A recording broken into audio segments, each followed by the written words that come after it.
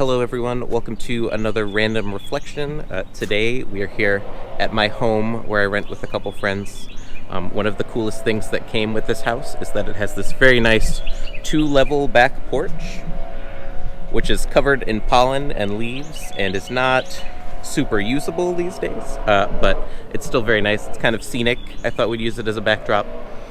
So for our reflection today, I think what I want to talk about is this idea of silver linings. The idea that with everything bad that happens, you can always find a silver lining, a good thing that comes out of it, something meaningful to take away from it.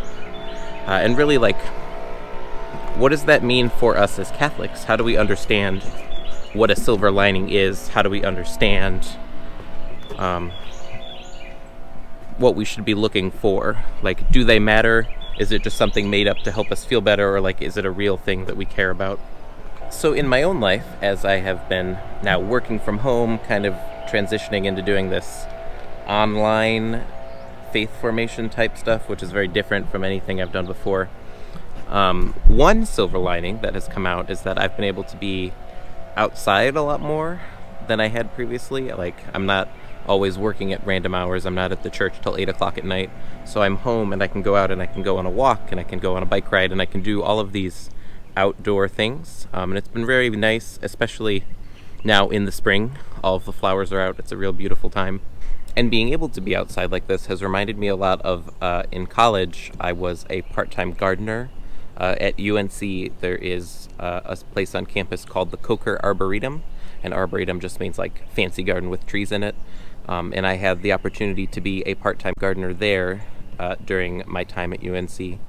And it reminded me, in the winter, when you're a gardener, it's all raking leaves, plucking weeds, the gumball trees that drop those, Buckeye gumballs, raking those up literally for 4 hours a day.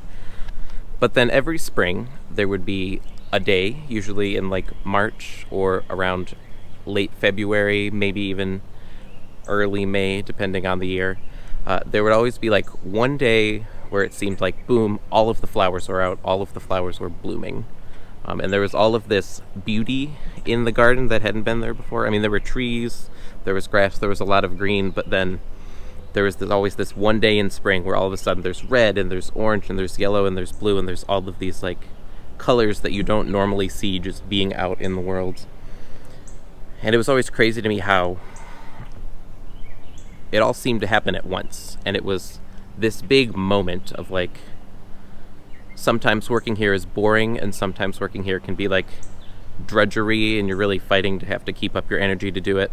But then you're rewarded and you see this silver lining of all of these beautiful flowers and this beauty in the world that we as humans don't really do anything to make flowers look nice. There's some level of breeding flowers to be bigger and breeding flowers to have different colors, but for the most part, flowers are just something given to us that we can experience. And so as I'm walking around my neighborhood, I'm thinking, wow, look at all of this beauty that I might be missing out on if I was on my regular work schedule, if I was still working nights and weekends, if I wasn't able to go out and see these things on the week, 2 weeks of the year when they're actually blooming. And so as Catholics, there's this really kind of beautiful way that we have of understanding suffering in the world, and especially God's relationship to suffering. Because we think about the story of Jesus, who we believe was God, and how God became a person and then went through a lot of pain and suffering. He went through passion, he went through the crucifixion, he died. And eventually he comes back, but that doesn't negate the fact that we have a God who entered into suffering and is suffering with us. Even in the midst of this worldwide panic and fear and stress, there are still points of beauty that we can see. And there are still ways that we see that God is with us. Even if, he's not going to just take away all of the pain and suffering in the world, because that's not the point. The point of Jesus, the point of becoming man, is that he is entering into our stress, our anxiety, and he is able to do something with that and redeem it and use it to serve a better purpose. And so in that way, when we suffer, we don't believe that it's for no reason. And we don't think that God ever wants us to suffer. Like, there is not this pandemic put in the world by God so that I can go out and see beautiful flowers. That's ridiculous. But what we do believe is that in our suffering, like, God can take something from that and use it to do something good. And also we believe that our suffering is never the end. So, like, even if it ends up that we die, we believe in heaven, where we can go and be with God, and where we will not be in pain, and we will not have to worry or stress or do any of these things that we're doing here that cause us anxiety. And I think, to a certain extent, in this situation, all that most of us can do is just hope and trust that God is going to take care of us, and that even if we do experience pain or loss or suffering, like, that it will be redeemed and that it will have a purpose. And we can trust that no matter what happens, we have a God who loves us, and we will be with him in heaven in the end.